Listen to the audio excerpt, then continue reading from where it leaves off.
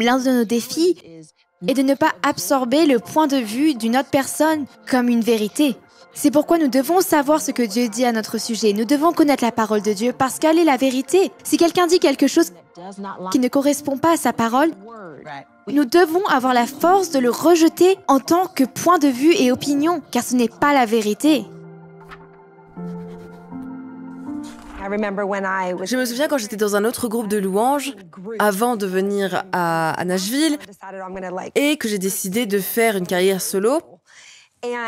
Alors le leader du groupe, la personne vers qui vous vous tournez, comme un pasteur, une autorité, a dit « Oh, tu crois vraiment que tu es une bonne chanteuse? En fait, tu es nulle. » Ce sont les mots exacts. Tu es nulle. En fait, je ne t'ai jamais engagé pour ta voix, je t'ai engagé pour ta personnalité. Mais ça ne s'est pas avéré d'être très bon non plus. Je peux en rire maintenant, je peux en rire. C'est là que vous avez la peau dure et le cœur tendre, c'est là que ça a commencé. La peau dure, le cœur tendre. Et vous savez que pendant des années, non seulement ça m'a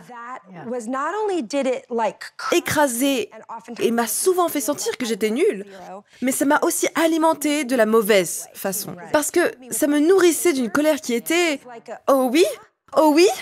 Eh bien, je vais te montrer qui est nul. » C'est amusant parce qu'ensuite, vous pouvez dire « Eh bien, non, mais ça vous a alimenté d'une bonne façon parce que ça vous a amené à... » Eh bien, non. Ça ne l'a pas fait. Ça ne m'a pas nourri parce que ça venait d'un endroit où il y avait encore une réelle blessure. Et je pense que c'est ça le truc. Oui, Dieu utilisera toujours les blessures. En fait, je pense qu'il utilise les blessures plus que toute autre chose dans nos vies. D'accord, moi aussi. Je sais que ce n'est pas théologiquement correct, mais je suis à peu près sûre que Dieu ne se garde pas une partie de lui-même. Mais je l'expérimente dans la vallée d'une façon dont je ne l'expérimente jamais sur la montagne. Pourtant, nous voulons toujours tellement le sommet de la montagne. Et moi, est-ce que tu me rends plus conscient de toi? Je ne sais que tu ne gardes pas une partie de toi-même pour ceux qui sont dans la vallée la plus profonde, mais parfois j'ai l'impression qu'il le fait parce que tu le vis d'une manière si réelle. Mais je pense que nous devons lui permettre de guérir ses blessures. Sinon, elles nous retiendront. Elles nous empêcheront de sortir parce que nous sommes paralysés par un mot négatif ou elles nous inciteront à sortir. Toutefois, nous sortons d'un lieu d'amertume et de colère au lieu de la plénitude. Et la trajectoire est alors un peu déréglée. Exactement. Je parlais récemment à des amis plus jeunes et je leur ai dit, je pense que notre culture, en ce qui concerne les femmes, qui ont été véritablement blessées, en est arrivé à un mélange de pouvoir et d'indignation. Parce que c'est totalement différent quand on est en colère, parce que cela nous mène à un endroit. En fait, vous ne voulez pas y être, mais être valorisé est un acte rédempteur qui vous conduit à l'endroit où Dieu vous a toujours appelé. On m'a aussi dit des choses pas très bonnes. Et celle qui m'a probablement blessée le plus profondément, en dehors du fait qu'il y a eu beaucoup d'abus sexuels de la part d'hommes en position d'autorité quand j'étais plus jeune, et je pense que cela m'a préparée à me rabaisser pendant des années. Mais un homme avec qui j'étais dans une relation presque amoureuse m'a invité à dîner le soir de la Saint-Valentin et m'a offert une robe. Et j'étais un peu décontenancée parce que nous n'étions pas vraiment dans une relation romantique et je ne lui avais pas porté de carte. Je me suis retrouvée dans ce restaurant chic. Lorsque j'ai sorti la robe de son emballage, l'étiquette est tombée de la manche. J'ai vu le prix exorbitant de cette robe et j'ai vu la taille. Et je me suis dit, oh là là, je n'ai pas fait cette taille depuis que j'étais dans le ventre de ma mère.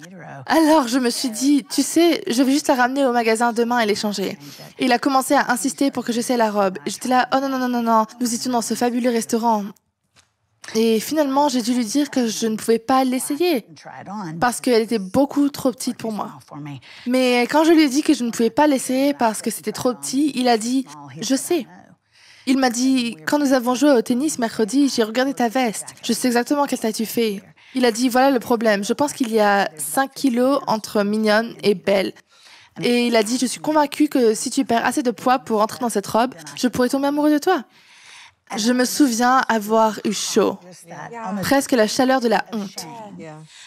J'ai été mince et j'ai été fluette. Je veux dire que je suis montée et descendue comme un yo-yo. Mais la honte de ne pas être assez bien, d'être à 2 doigts, d'être acceptable, a imprégné ma relation avec Jésus. Parce que quand j'ai réalisé que je cachais mon ventre à Dieu, émotionnellement, Émotionnellement, je ne lui faisais pas assez confiance pour ne pas porter de corset. C'est là que j'ai réalisé, oh mon Dieu, il n'a pas le pouvoir de me faire ressentir cela. J'ai pris cette honte et je l'ai arrosée jusqu'à ce qu'elle prenne de l'ampleur. Et je me suis dit, ce n'est pas comme ça que Dieu me voit, ce n'est pas comme ça que Dieu Dieu ne dit pas, Lisa, si tu travailles un peu plus dur, je te prodiguerai un amour inconditionnel. Mais pour moi, cela a été une bataille de toute ma vie contre la honte. Et j'ai l'impression qu'enfin, elle ne me possède plus. Elle m'affecte, mais c'est un parasite. Elle n'a plus le droit de vote. Mais je pense que vous n'arrêtez pas de dire, je dois revenir à la parole de Dieu. C'est là que nous sommes réévangélisés. Une fois qu'on est sauvé, on est toujours sauvé. Rien ne peut nous arracher à la main de Dieu. Même la mort ne peut pas nous séparer de Dieu, mais notre esprit, mon esprit est si prompt à s'égarer. Et je pense que surtout en tant que femme, je ne devrais pas dire surtout les femmes, car je ne sais pas ce que c'est d'être un homme. Ils subissent probablement la même pression, c'est vrai, que nous avons avec la culture. Alors, pardonnez-moi, mais je pense que pour les femmes, on met tellement l'accent sur la conformité extérieure, sur la beauté de l'année. Et je pense que même quand on voit des gens qui disent « je ne veux pas faire honte à leur corps », je me dis « ma chérie, tu es toujours piégée par le fait que les gens te trouvent belle ou non. » C'est exactement ça. Nous devons revenir à ce que Dieu dit que nous sommes. C'est tellement bon, je veux dire, je pense à la honte et c'est juste... Toxique. Je me souviens au début de mon mariage, comme je vous ai déjà dit, j'étais aussi enceinte 2 fois quand j'étais à l'université et ensuite j'ai épousé un pasteur. La honte que je ressentais envers moi-même, je ne pense pas que quiconque me l'imposait, sauf moi. C'est moi qui me provoquais le plus de honte. J'ai vécu toute cette histoire en me disant que je n'étais pas assez bien, que je n'allais pas bien. Et je n'ai pas vu beaucoup de mes amis masculins vivre ce genre de honte avec le péché sexuel dans l'Église. Peut-être que j'ai tort vis-à-vis d'eux. Mais je pense que pour les femmes, c'est profond la façon dont nous nous imposons la honte. Alors que vous parlez de la parole et de vous évangéliser vous-même, c'est arrivé à un point où j'ai dû dire, fais-tu confiance à ce que Dieu dit que tu es ou non ? Fais-tu confiance à ce que je dis de toi ou non? Parce qu'il n'y a rien ici qui dise que tu es une nouvelle création, à l'exception de ces 2 fois à l'université où tu as fait des choix, ou de cette fois où tu as fait ceci ou cela derrière un écran d'ordinateur. Dieu a dit, j'ai fait de toi une nouvelle création. Me fais-tu confiance? Et pour moi, pour sortir de ce cycle de honte dans lequel je me trouve encore parfois, je dois dire, mon Dieu, je vais choisir de te croire, plutôt que mes propres émotions, mes propres pensées et ce que le monde me dit. Parce que tu ne m'as jamais déçu et tu ne le feras jamais. Et je pense qu'en tant que femme, l'un de nos défis est de ne pas absorber le point de vue d'une autre personne comme une vérité. C'est pourquoi nous devons savoir ce que Dieu dit à notre sujet. Nous devons connaître la parole de Dieu parce qu'elle est la vérité. Si quelqu'un dit quelque chose qui ne correspond pas à sa parole, nous devons avoir la force de le rejeter en tant que point de vue et opinion, car ce n'est pas la vérité. Il y a des femmes, et que je connais en ce moment, même dans notre église, à qui j'ai dit, tu sais, tu devrais enseigner la Bible comme vous enseignez la parole avec une telle puissance et une telle autorité.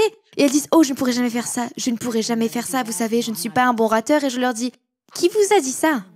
Shalom, j'espère que vous avez aimé cette vidéo. Abonnez-vous pour ne pas rater nos programmes. Merci de faire partie de notre famille TBN. Que Dieu vous bénisse. Shalom de Jérusalem.